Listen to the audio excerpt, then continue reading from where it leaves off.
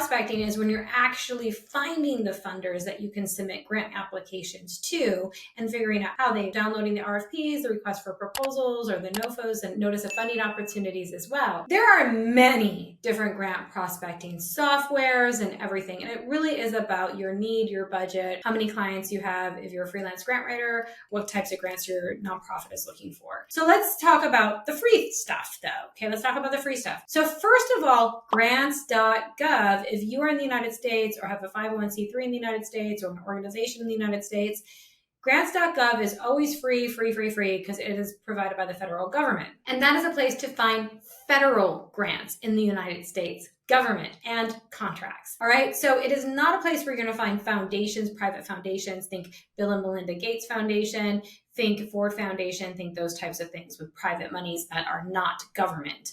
These are only federal grants. And if you're looking for federal grants, it's usually because your organization has secured grants in the past, even though those are foundation or somewhat, or other types of grants, state grants, that sort of thing, and they're ready for federal grants. So there is a type of readiness to federal grants as well, as they're really looking at, can you implement projects well? Can you manage money well? And you really do have to showcase that, along with a lot of other questions they have, and they have their applications there and how to submit all the things, right? You also have to have a CAGE code that is filed through the Systems Award Management. It is like another process. So if you have never received a grant before, I probably wouldn't be hopping to Grants.gov thinking you're ready for federal grants. However, if you have received funding before, especially grant funding, or you already know about grants, like Grants.gov is always free for federal grants. I do think it's a good idea, even if you're new to grants, to kind of look and see what they have and just get kind of familiar with some of the RFPs, the request for proposals. You can download the applications and just kind of look at things as well. And of course, other software that provides free trials or other ways of getting it for free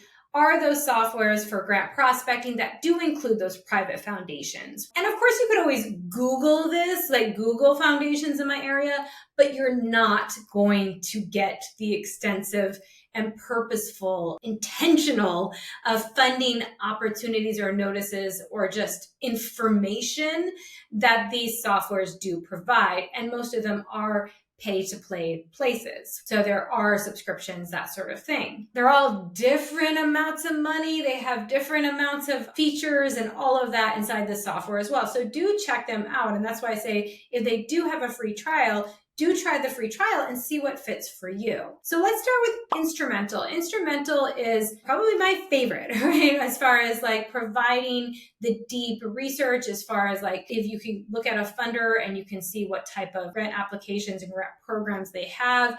You can also see all of the funding cycles, but on a deeper level, you can also see they've given to other nonprofits for what amounts, what programs.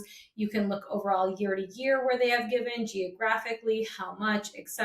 And it's very intuitive and easy. However, it is one that has a bigger price tag on it as well. But they do offer a 14-day free trial, so I would recommend that. And they have an excellent user-friendly database of hundreds of thousands of grant opportunities and funder information. Another funder software that we see for grant prospecting is Foundation Directory Online. And they've been around actually longer than Instrumental, called FDO, or under Candid now, which also owns GuideStar. They also have paid services, but they also offer potentially free. So let me talk about this. They include private foundations, funding sources, all of that. But what they've been able to do is actually partner with local libraries. So check your local library or your university library and ask them, does the library offer Foundation Directory Online under Candid for free for your members?